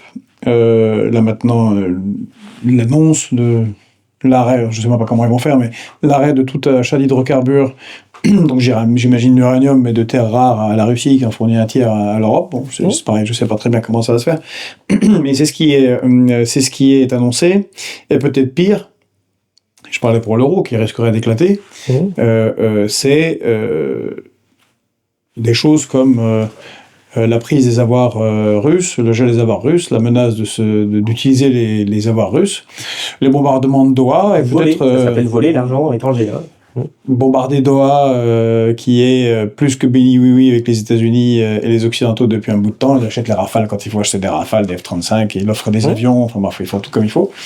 Bon, je finance un peu les frères musulmans, mais bon, à part ça, ils sont sympathiques. Les frères politiques aussi, ils les financent pas mal. On a les frères politiques, oui, surtout. Oui, c'est beaucoup ça, de frères politiques. Exactement. Et bon, du côté des Russes, c'est clair, les Chinois aussi. Tous ces gens-là vont être agacés et se dire bon, nous, on va tirer nos billes de cette catastrophe qu'est l'euro. Est-ce qu'il peut y avoir une accélération de la crise de la zone euro? Oui, bien sûr. D'autant plus que les BRICS ont l'air de créer leur propre système. Oui, non, de toute façon, il n'y a aucune viabilité à l'euro. Tu l'as dit, tu rappelais tout à l'heure l'historique, mais pour être précis, c'est tous les économistes en dehors de la zone euro, qu'ils soient en Asie, aux États-Unis, tout le monde a toujours trouvé ça stupide, en fait. Et c'est stupide. Tu peux pas mettre sur des pays différents une même monnaie. Ça marche pas, ces trucs-là. Ou alors ça demande des conditions colossales qui seraient en gros de faire un pays, d'avoir un budget, de tout mutualiser à ce moment-là peut-être, mais c'est pas le cas. Donc depuis le début, c'est loin d'être un Stiglitz. La plupart des gens qui s'intéressent à la monnaie, on dit c'est une connerie, ça ne marchera pas, vous allez créer des gros problèmes. Et c'est exactement ce qui s'est passé. Vous avez la zone a complètement divergé. Donc vous avez de l'activité qui est allée en Allemagne et puis elle a quitté l'Italie et la France en bonne partie. Et donc, ils ne comprennent pas pourquoi on continue non plus. Il y aurait Milton Friedman, et il le disait déjà à l'époque. Il faut quand même chercher un néolibéral dur, vous voyez, quand même, qui est censé être le système actuel. Vous êtes cinglés. Et il disait pourquoi vous faites mal avec le Francfort comme ça, il ne faut pas faire ça, votre économie, c'est pas l'Allemagne. Il y avait un papier très drôle que j'avais repris à ce niveau-là pour montrer que, voilà, on est dans un truc où c'est largement plus extrémiste que Milton Friedman, quand même. Il faut y aller, quand même. Bon. Donc en fait, voilà, il n'y a pas d'avenir. Ce truc-là finira un jour ou l'autre par éclater parce que c'est pas tenable économiquement. Et donc, in fine, une fois que vous aurez pris tous vos rustines, que vous aurez créé des endettements massifs, des trucs tout à fait ingérables, ça explosera parce qu'il n'aurait jamais fallu le faire. Donc oui, le reste du monde nous doit agir n'importe comment en termes économiques, en termes juridiques, en termes politiques. Tu parles en effet du dernier G20 qui était, du sommet des BRICS qui était très intéressant sur ce point-là. Oui, mais que dire après on fait des mauvaises politiques, il n'y a pas de sanctions et on continue et on accélère les mauvaises politiques. Alors, il ne s'agit pas d'être un défaitiste ou être un pessimiste dans l'âme, mais comment veux-tu que ça se termine bien? Quand on a des dirigeants qui pensaient vraiment qu'ils allaient écrouler l'économie russe en mettant des sanctions comme ils l'ont pris, sans se dire tiens, c'est vrai que si je fais un embargo sur le gaz, ça va augmenter le prix du gaz. Champion du monde. Mais l'économie russe a écroulé. Donald Trump l'a dit, c'est la fin. Oui, bon, il a dit de toute façon, la guerre est finie, tout va très bien. Il n'y a même plus de guerre d'ailleurs, non. Enfin, je ne sais pas, il faut continuer. Quand on est dans ce genre de récit alternatif délirant, je ne sais pas pourquoi il s'arrête en si bon chemin. Je ne vois pas l'intérêt de dire que l'économie russe serait écroulée. Il a dit qu'il faut prendre des territoires, reconquérir tous les territoires, y compris des territoires en Russie. On était en sortie de route totale. Mais voilà, mais je ne comprends même pas pourquoi il dit ça. Puisque quand on est à ce stade de folie furieuse, autant dire que la guerre est finie, que ça y est, on a pris la Russie. C'est terminé. Elle est américaine. C'est même le 52e État américain, la Russie. Il faut continuer. Parce que pourquoi s'inventer une réalité alternative, qui en plus est une réalité alternative où ça vous fait un peu souffrir? Faites votre réalité alternative. Vraiment, vous êtes content. Il n'y a plus de guerre. Poutine a été assassiné la semaine dernière. C'est remplacé par une démocratie à l'américaine qui a demandé à adhérer aux États-Unis. C'est fait. Les États-Unis, comme ils ont d'ailleurs récupéré le Canada, le 51e, c'est le Canada. Le 52e, c'est la Russie. Et c'est terminé. Et tout va très bien. Maintenant, le PIB par habitant est de $1 million sur chaque personne. Il n'y a plus de pauvreté. On vit tous jusqu'à 300 ans. Voilà. Enfin, faut continuer puisqu'on est chez les fous. Donc, faut continuer jusqu'au bout. Et je comprends pas pourquoi, mais on s'arrête comme ça. Faut continuer cette folie furieuse. En attendant, le reste du monde, qui n'est pas gouverné par des gens qui relèvent de Sainte-Anne, continue tranquillement à gérer. Ils investissent dans des secteurs de pointe. Pendant que les États-Unis viennent de dire voilà, donc on ne s'investit plus dans les énergies propres, on va refoutre du pétrole, du charbon, parce que c'est l'avenir. Les voitures électriques, ça sert à rien. Alors on se rend compte que ça risque d'être quand même, pour le moins, l'avenir, surtout s'il y avait des problèmes pétroliers, ce qui peut subvenir de nouveau. Et ils investissent dans l'IA, ils investissent dans des secteurs de pointe. Les États-Unis ont fait des sanctions contre la Chine il y a quelques années en disant on ne veut pas que vous développez de l'intelligence artificielle. Ça les a obligés du coup à se développer de l'intelligence artificielle et du coup ils ont parfois certaines puces qui sont plus efficaces que les puces américaines. Voilà, on est gouverné par des gens très étranges d'ailleurs. Alors, on rigolait sur cette histoire d'écroulement de la Russie, mais il y a un truc assez fou que les gens ne savent pas, qui a été révélé par le Canard enchaîné à l'époque. Moi je trouve tellement ça éclairant. À Bercy, ils ont fait leur simulation à l'époque pour le ministre en disant voilà, on fait ça, SWIFT, machin, les sanctions, ça va écrouler l'économie russe. Les types pensaient, les techniciens du ministère des Finances, que ça allait avoir des graves conséquences sur la Russie. Donc, je répète, les gens n'ont pas compris que quand on fait des sanctions, ça augmente le prix du gaz, qui évidemment, comme le gaz allait augmenter, il suffirait à la Russie de vendre un peu moins cher que le prix de marché pour que la Chine et l'Inde se jettent dessus. Donc, en compensant largement la différence. Je répète, il ne faut pas avoir fait Polytechnique, normalement. Donc, ça veut dire que les services techniques de Bercy ne sont pas compétents. C'est pas un scoop. Vous regardez l'économie française, vous avez compris qu'ils ne sont pas compétents, en fait, à être milliards de dettes. Donc, oui, ça, c'est sûr. Mais c'est là où ça devient intéressant. Il y a quand même... Ils sont incompétents, mais ils ne sont pas stupides. C'est-à-dire que quand ils ont fait ça, ils sont allés voir le ministre, ils leur ont dit si vous prenez des sanctions, monsieur le maire, ça va écrouler l'économie russe. Donc, bien sûr, ne le faites pas. Parce qu'on ne recommande pas d'écrouler l'économie russe d'un pays qui a des milliers de têtes nucléaires et qui pourrait être remplacé, du coup, si ça s'écroulait, peut-être par une démocratie, mais c'est pas ce qui se passe en général quand les économies s'écroulent, mais peut-être par une jolie dictature d'extrême droite, pour le coup encore largement pire que ce qu'il y a aujourd'hui, ça va très mal se passer. Donc le faites pas, monsieur le ministre, c'est trop dangereux. Et qu'a fait le ministre? Il l'a fait. C'est-à-dire qu'il a fait écouter ses conseillers, incompétents mais pas stupides, pour prendre la décision stupide, qui était de dire, oui, on y va, on va voir ce qui se passe. par chance, ils étaient incompétents, donc c'est pas arrivé, mais on aurait pu déclencher des choses extrêmement graves dans cette zone-là. Donc c'est ça qui est amusant, c'est sur une couche d'incompétence, on a rajouté une couche de stupidité politique. Et il y a ça partout en fait, et on voit bien dans les décisions qui sont prises quasiment quotidiennement. Pour faire un écho à ton anecdote du canard, et pour lire ce qui se passe, ce que produit les ministères des Affaires étrangères russes, eux ils s'inquiètent d'un potentiel écroulement de l'économie en Europe, surtout dans des pays qui ont l'arme nucléaire, comme la France ou la Grande-Bretagne, et que ça pourrait mener à des gouvernements encore plus barjots que ceux avec lesquels ils se font face et qui pourraient avoir des idées complètement stupides. Déjà qu'ils trouvent que certains ont des idées un petit peu loufoques en termes de confrontation. Et comme tu dis, ils semblent avoir oublié qu'ils ont 6000 têtes nucléaires. Et que, bon, tout ça finit en général extrêmement mal pour tout le monde quand on allume une allumette dans ce genre de...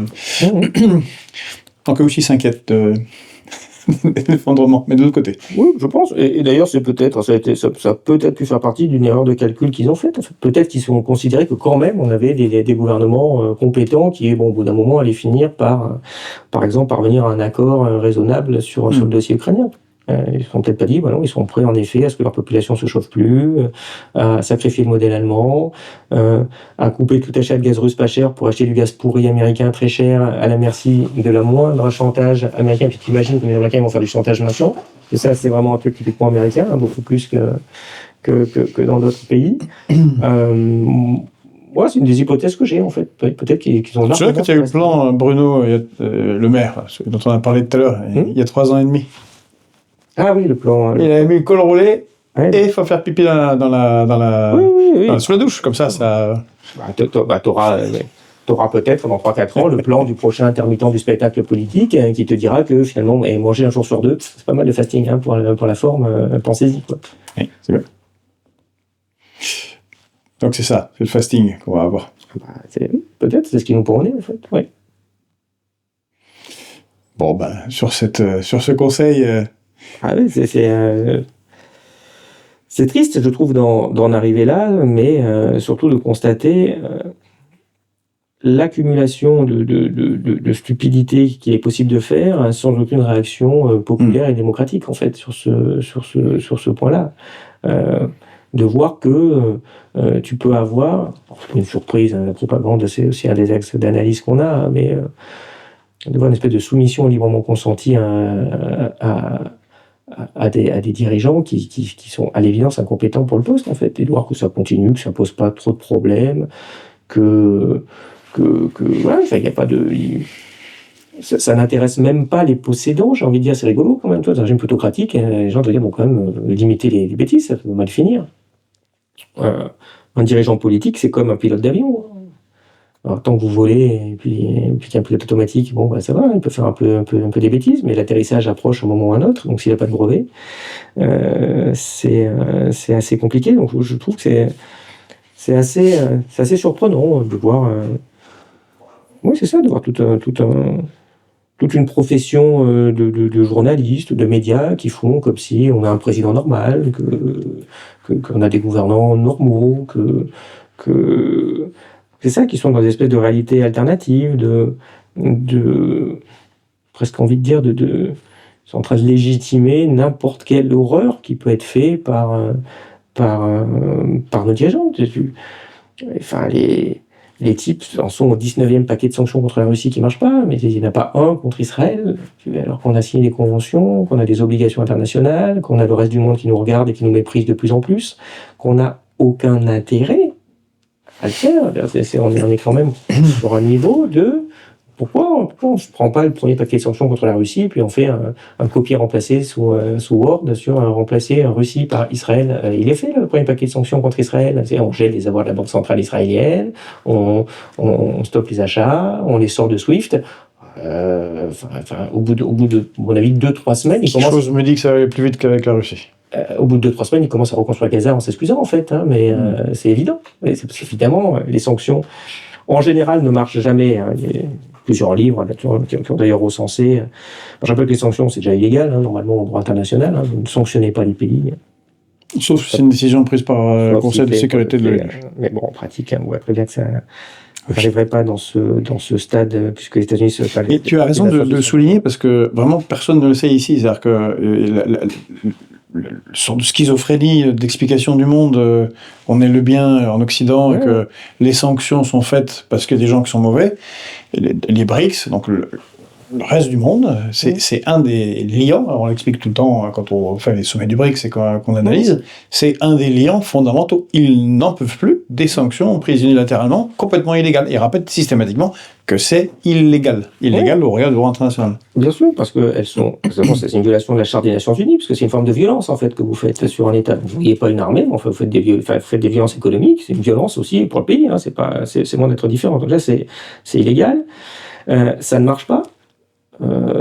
Parce que c'est une forme finalement aussi de violence politique, c'est le but. Le but, c'est de changer la politique du pays, puisque vous faites des sanctions contre le pays. Donc c'est une attaque violente contre l'État du pays. Or, déjà, en général, moi chez nous, enfin, la plupart des États fonctionnent sur des régimes entre guillemets un petit peu paranoïaques et ont peur de ça. Normalement, tout gouvernant ne veut pas qu'on l'oblige à mener une politique. Qu'un pays étranger détermine la politique du pays. Bon, alors, chez nous, si c'est vrai, parce qu'on a maintenant ça ressemble presque à un club sadomaso, les sommets européens, c'est faites-moi mal, très bien, fesse-moi avec une pelle, comme disaient les guignols autant jadis. Donc on voit très bien qu'on a des gouvernants, maintenant Trump peut les tondre, ils vont tout signer, ils s'en foutent. Enfin, la plupart des leaders, normalement, font pas ça, hein. Dans le reste du monde, ils dirigent en fonction des intérêts qu'ils estiment justes pour leur population dans le pays. Donc, c'est qu'il y a un truc dont ils n'ont pas parlé, là, qui va dans ce que tu dis, c'est que là hier, le 24 septembre, en marge du sommet de l'ONU, il y avait le sommet de l'Atlantic Council. Et il y a les meilleurs ont reçu un petit prix. Dans les meilleurs, devine qui y a. Il y a Milei et Macron. Oui, non, mais c'est... Donc ils reçoivent leurs ordres. Tiens, c'est bien, t'as bien travaillé pour les États-Unis, tu vas avoir un petit prix. Tout ça est un sketch en fait qui en effet prêterait à rire si c'était pas aussi grave. Hein. Donc en fait généralement la pression politique ne marche jamais sur les sanctions. Et d'ailleurs quand on voit que les sanctions contre la Russie évidemment n'ont pas marché, quand tu vois les européistes machin les plus fanatiques. Quand tu les écoutes, ils te disent si regardez, ça a marché parce que regardez, du coup la croissance russe est un petit peu plus faible ou un petit truc comme ça. Et le but des sanctions, c'était pas de faire en sorte que la croissance russe soit un petit peu plus faible, donc entre guillemets qu'il y ait une punition. C'était qu'elle change de politique, qu'elle arrête la guerre. C'était de mettre à l'eau et qu'elle arrête la guerre. Parce que si elle arrête pas la guerre, elle marche pas tes sanctions. Tu vas pas dire oui non mais elles ont marché parce que quand même il y a un petit effet. C'est sûr qu'il y a un petit effet quand tu fais des sanctions, mais le but initial était quand même de changer la politique du gouvernement.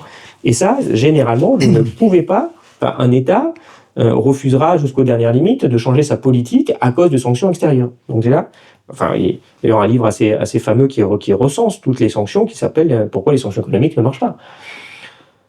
En général, du coup, ça a tendance à renforcer l'État que vous sanctionnez, parce qu'évidemment la population se met à se souder contre son État puisqu'elle est attaquée. Et il y a d'ailleurs une étude assez récente qui a montré que ça fait généralement des millions de morts dont tout le monde se contrefout les sanctions. Donc dès le début, tout ça, c'est une très mauvaise politique.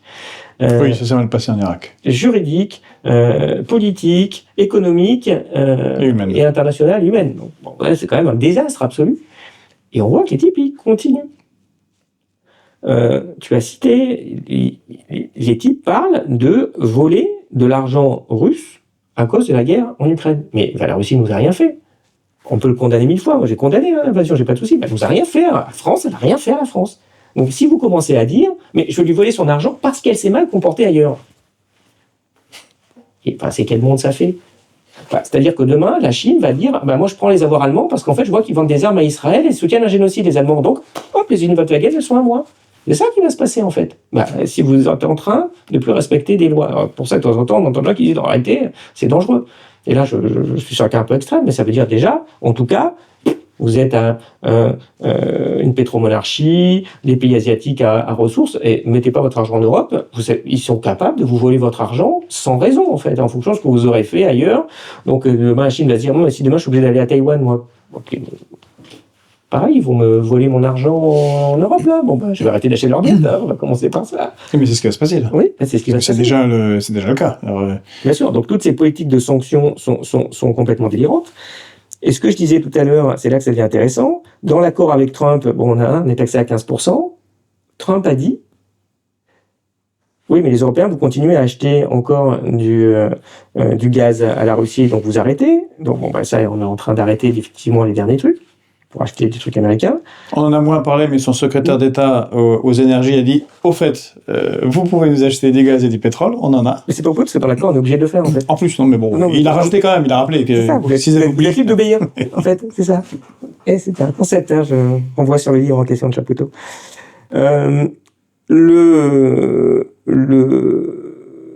Oui, c'est ça le sujet, donc déjà, il faut arrêter avec la Russie. Et après, oui, mais la Russie, on l'a dit tout à l'heure, du coup, bah, son gaz, son pétrole, elle a vendu à la Chine et à l'Inde. Donc Trump a demandé aux Européens maintenant de sanctionner la Chine et l'Inde parce qu'ils ne respectent pas les sanctions européennes contre la Russie. Et spoil, l'Union européenne est en train de préparer un projet de sanctions de l'Inde et de la Chine parce qu'elles ne respectent pas ce qu'on veut nous sur la Russie et l'Ukraine. Enfin, je ne sais pas si on est en train de voir à quel point on se permet de rigoler parce que c'est vraiment délirant en vrai. Et c'est très difficile de ne pas rigoler. C'est une nouveauté dans les relations internationales qui, à mon avis, va finir un jour, parce qu'ils ne veulent pas faire, parce que c'est pas leur logique, mais de toute façon, dans les relations internationales, en tout cas quand elles sont bien gérées, il y a un principe de réciprocité, au bout d'un moment, hein, vous faites un truc, vous faites un truc. Je pense que les gens vont se réveiller un jour avec des sanctions de la Chine contre nous. Pour ça, j'ai l'impression que dans l'Union européenne, que les petits mecs jeunes au bout de la planète qui soient capables de nous mettre des sanctions, ça semble pas du tout faire partie d'un scope. Ça, c'est pas possible. Mais de toute façon, c'est des anciens colonisés, donc c'est des sous-hommes. Mais je pense qu'il y a une perception un peu raciste du monde. Parce qu'ils pensent que c'est pas possible. Mais il y a une perception. Non, je pense pas qu'ils pensent que c'est pas possible. Même pas concevable. Je pense qu'ils ne le conçoivent même pas que ça puisse arriver. Je pense que le truc est même pas arrivé. On fait quoi un jour si la Chine, par exemple, dit que non, elle ne vend plus rien là pendant 3 mois? Fin d'embargo. Elle dit, tous les bateaux, on va les repeindre, couleur écolo, en vert. Et n'importe 3-4 mois, vous avez des stocks. T'es mu? Vous avez des stocks en Europe sur 3-4 mois, sans aucun produit chinois? C'est drôle parce qu'on avait fait un topo au moment de la Covid. Et on avait pris l'exemple en disant, mais si demain il y avait un problème géopolitique avec la Chine. Oui, ça peut arriver. Arriver. C'est en train d'arriver, justement. Quelque chose me dit que Xi Jinping va prendre son téléphone et va faire, allô? Emmanuel, t'es sûr que tu veux des antibiotiques et du Doliprane ou pas? Ils font comme a fait Trump, en fait. Pour le moment, ils ne font pas parce que c'est du business, c'est des choses comme ça. Mais il y a un moment où, à force d'humiliation... Je pense que les gens sont sérieux et qu'à la fin, ils vont se rendre compte que c'est stupide. Oui, non, mais ça, c'est pas... Mais tu as pointé du doigt un truc très, très, très important. Moi, ça fait très longtemps que j'ai écrit qu'on sous-estime très gravement ce qu'est l'européisme. Et que derrière je donne la main, on chante, l'hymne à la joie, on s'aime tous parce qu'on est tous européens si je bien du monde. Moi, je pense que l'européisme, c'est un nationalisme, évidemment. S'ils veulent construire une nation qui n'a jamais existé, donc très bizarre comme nationaliste. Une nation qui n'a aucune base culturelle, linguistique, machin, enfin, ils s'imaginent une civilisation européenne, un truc très vague, enfin, c'est quoi ce truc-là, en fait, par rapport à d'autres choses. Et que c'est un projet qui est extrêmement dangereux, c'est un projet nationaliste dangereux. Je pense que l'européisme porte la guerre, comme la nuit porte l'orage, hein, disait l'autre. Et pour des raisons qui sont extrêmement intéressantes. Si on a peut-être 30 secondes pour en dire un mot, mais je trouve qu'on n'entend jamais ce truc-là. On peut le prendre de différents bouts. Si je le prends sur l'aspect purement opérationnel, sur la justification,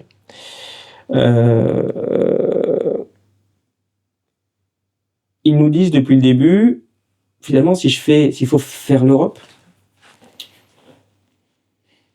même si personne ne veut faire l'Afrique ou l'Asie, enfin, on disait qu'il fallait faire l'Europe, c'est pour une raison essentiellement utilitariste. On va peser dans les affaires du monde. Je l'ai dit tout à l'heure, je vais pas revenir, on voit que ça ne marche pas, on n'a pas pesé. Mais j'attire votre attention sur ce petit point, par exemple. Si le but était vraiment, essentiellement, si le cœur était, il faut qu'on pèse sur les affaires du monde. Donc ils se sont, s'il y avait ça comme driver, on voit que pour peser, ils ont essayé de s'étendre, comme tout empire en fait. C'était petit, les 6 du traité de Rome, on peut regarder aujourd'hui, waouh, c'est gros leur truc là. Et ils ont encore envie de s'étendre, on voit le Balkan, zone Cannes, etc. Donc on voit que le truc s'étend sans arrêt. Donc c'est déjà évidemment le cœur d'un modèle nationaliste, de s'étendre, un modèle impérialiste. Mais vous dites, bon, ils s'étendent parce que plus on est nombreux, plus on pèse. Ok. pourquoi dans leur projet, qui je rappelle aujourd'hui, on prend par exemple de faire entrer la Géorgie et la Turquie, pourquoi ils n'ont jamais voulu faire entrer par exemple la Russie, le Kazakhstan, le truc s'arrête pas en fait. Il n'y a jamais eu ça, on est d'accord. Pourtant tu dis c'est étonnant. S'il y avait une Union européenne-Russie, je raisonne théoriquement, c'est vachement puissant pour négocier. C'était l'idée de De Gaulle. Ça aurait pu être l'idée de De Gaulle. Mais il n'y a jamais eu ça chez les européistes. D'accord. Il n'y a même pas, oui, mais c'est Poutine, d'accord. Bon, tu peux dire, dans 20 ans, quand tu n'auras plus Poutine, c'est un horizon un jour de faire rentrer la Russie dans l'Union européenne. Alors là, je peux entendre qu'on commence à peser un peu quand même en termes de ressources énergétiques. Il n'y a jamais ce truc-là. Donc on voit qu'il y a une frontière là qui, pour eux, est très forte vers la Russie, on peut comprendre, parce que le pays est quand même assez proche de l'Europe sur plein de raisons. Si tu ne voulais pas faire rentrer la Turquie, je vois pourquoi tu ne ferais pas rentrer la Russie. Mais on voit que non, ça ne marche pas en fait. Donc on voit que le cœur du projet, il n'est pas vraiment utilitariste, sinon il y aurait eu ce truc-là. Quand le Maroc a voulu rentrer en 86, on lui a dit non, tu ne peux pas déconner. Alors pourquoi après tout, l'Europe elle déborde un peu au Maghreb. Non, ça c'est pas le Maghreb. Donc on voit que le cœur du projet, il n'est pas utilitariste. On voit qu'il est quand même, je vais dire culturel pour pas dire racial, mais il y a quelque chose comme ça. Il y a un club. Et puis, je ne vais pas faire rentrer des gens qui ne sont pas bien blancs, qui ne sont pas catholiques ou protestants. Donc c'est mon périmètre, il est quand même défini sur une vision qui n'est pas super universaliste quand même. Première étape. Drapeau européen, peut-être pas choisi pour rien. Oui, non mais d'accord, on voit qu'il y a ce truc-là, mais ok, mais tu vois le côté, oui, tu vois, c'est juste pour poser, peut-être que ça sent un peu moins bon que ce que tu me chantes quand même. Deuxième axe, parce qu'il y en avait deux, c'était la paix. Et ça, c'est très intéressant si tu réfléchis à leur logique 2 minutes. Parce que quel est l'argument ? Heureusement qu'il y a eu l'Europe, sinon... C'était la guerre. Entre qui et qui ? Entre les Européens. Ouais, mais essentiellement... Les Russes. Non. Entre la France et l'Allemagne. Ah, je dis entre oui. Ah, la France et l'Allemagne. Le cœur de l'idée était bien de dire, dans leur discours, heureusement qu'on a fait l'Europe, sinon, à tous les coups, il y aurait encore une guerre entre la France et l'Allemagne. Intéressant comme concept. Alors, évidemment, c'est un peu n'importe quoi pour différentes raisons que je ne vais pas spécialement développer. Mais l'idée est intéressante derrière parce que ça veut donc dire que pour un européiste, tu ne peux pas avoir une leçon d'histoire, tu ne peux pas avoir une progression. La seule façon pour qu'il n'y ait plus un conflit entre la France et l'Allemagne, c'est des mecs vachement intelligents. Faut plus qu'il y ait la France et l'Allemagne. Je fais un seul pays, il n'y aura plus de guerre. Génie, quand même. C'est les mêmes qui ont dit, j'ai un problème de change entre le franc et le mark. Je supprime le franc et le mark, j'ai plus de problème. Alors c'est vrai, t'as d'autres problèmes. Je reviens sur mon histoire de pays. Donc pour eux, structurellement, la France et l'Allemagne n'auraient jamais pu évoluer, changer, avoir un cadre pacifique s'il n'y avait pas ce cadre européiste. Donc ils considèrent que deux pays qui se touchent aux intérêts divergents, aux histoires un peu compliquées, vont faire la guerre. Il me semble que c'est bien leur discours. Ils ont dit, on supprime les pays, il n'y a plus de guerre. C'est vrai ? Tu fusionnes, donc on va faire le gros pays qui va s'appeler Union Européenne, et je vais avoir ma vraie belle nation européenne. Il y a qui à la frontière ? Il y a la Russie. Et comme, à mon sens, j'ai pas encore entendu de projet de faire une Union européenne-russe, dans leur propre logique, ça veut dire que pour eux, ils considèrent que tant qu'on n'aura pas fait ce truc-là, ce qui n'est pas leur projet, il y aura une guerre entre l'Union européenne et la Russie. Pour les mêmes raisons qu'il y aura une guerre entre la France et l'Allemagne. Donc on voit que là-dedans, vous avez un projet qui est, à mon sens, hyper nationaliste, puisque ça ressemble à des projets nationalistes du genre nationalisme allemand qui a abouti en 1870 à la création de l'Allemagne, mais à la rigueur, à l'époque, ils avaient des petits États allemands tout petits, sur des histoires un peu bizarres, machin, ils avaient une langue, une culture allemande, et on va faire l'Allemagne. Bon, le nationalisme allemand, je l'entends. Les nationalistes européens, c'est des gros États qui sont différents, ils ne partagent pas grand-chose en réalité. Pourquoi vous voulez qu'ils s'unissent de cette façon-là ? Donc vous avez un hyper-nationalisme, que le nationalisme, au cœur d'eux-mêmes, ils portent déjà intellectuellement la guerre, et en pratique, ils portent toujours la guerre, puisqu'on voit que la diplomatie, la discussion pour résoudre les problèmes, ils n'en font pas partie. Donc vous avez un projet européiste qui, à mon sens, est dangereux, car il porte un conflit. Là, celui de la Russie est manifeste, mais c'est pareil pour la Chine. Quand on en est au stade de débilité, de se dire qu'on est prêt à aller faire des sanctions contre la Chine et l'Inde, mais attendez, on parle des 2,5 milliards d'habitants de la planète, là. parce qu'ils achètent du gaz russe. Mais enfin, vous vous prenez pour qui, en fait? Vous vous prenez pour qui pour oser faire ça, Et donc, évidemment, les pays en face vont finir par mal réagir. Bon, l'Inde, on n'a pas beaucoup de business avec eux, la Chine, beaucoup plus. Et ça va mal se passer. Et vous allez faire naître un gentil conflit entre l'Union européenne et la Chine. Évidemment, les États-Unis poussant derrière à cet affrontement-là, de façon à ce que leur petite colonie, là, et de la rétro-colonie, maintenant, c'est les Américains qui colonisent l'ancien colonisateur, on soit à leur botte, puisque les États-Unis, à mon sens, ont compris que le monde, maintenant, est en effet fragmenté, qui pourront plus faire la loi comme ils le faisaient sur plein d'endroits, que ça va être compliqué pour eux, donc il faut vraiment se concentrer sur les colonies proches, l'Union européenne, pour la tondre autant que possible, ce que Trump a vraiment commencé à faire. Tu disais de quel droit? C'est Emir Kusturica qui lui avait donné, alors qu'il n'est pas géopoliticien, il avait fait une réflexion que je trouve intéressante, parce que c'est d'anciens pays colonialistes et que donc ils ont un rapport colonialiste au reste du monde. Et c'est aussi des gens qui ont fait le Drang nach Osten, avec les chevaliers teutoniques, avec Hitler, avec Napoléon qui va à Moscou. Enfin, qu'il y a une logique d'aller là-bas, que bien que blanc et quand même très très fortement européen de culture, c'est quand même des sortes de sous-hommes, comme les autres ailleurs. Oui, tu regardes les Palestiniens, c'est bien ce qui se passe aujourd'hui dans l'Union européenne. Parce que tu as les mêmes dirigeants qui le matin te parlent de l'Ukraine, qui l'après-midi te parlent de Gaza. Tu te demandes, enfin, vous avez des gros problèmes quand même psychiatriques. Où est votre cohérence? Le reste du monde le voit. En tout cas, le seul truc que tu vois, c'est s'attaquer à des blancs, c'est grave. S'attaquer à des arabes, c'est pas grave. C'est pas promis un bel avenir universaliste dans un régime mondialisé d'agir comme ça.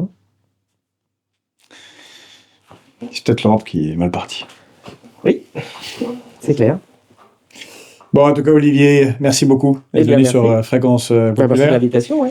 Mais on te recevra avec plaisir pour suivre, parce que je pense qu'il y aura des développements malheureux pour nous, Français, Européens.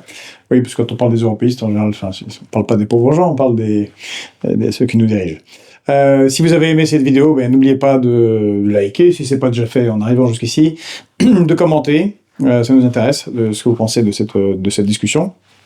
Et puis c'est important pour le référencement. Et également, si vous êtes déjà abonné sur YouTube, n'oubliez pas de vous abonner sur TikTok, sur Instagram, sur Telegram. Ça dépend de différentes puissances géopolitiques, au cas où certains auraient idée avec le European Shield, European Democratic Shield, de trouver que nous disons des choses pas assez sympathiques sur l'Union européenne. Bon, on aimerait bien pouvoir continuer à nous exprimer ailleurs sans être bloqué partout, donc voilà, n'hésitez pas. Et pour ceux qui auraient les moyens encore de nous aider avant le grand effondrement économique, eh bien, en bas de cette page, en plus de trouver les liens dont a parlé Olivier Berruyer sur des Lucides et de leurs enquêtes, vous trouverez un lien pour nous faire un petit don, si vous le pouvez, par Tipeee ou Stripe ou d'autres moyens. Vous choisirez celui qui vous offrira le plus. Je vous souhaite à tous une excellente journée et à très bientôt.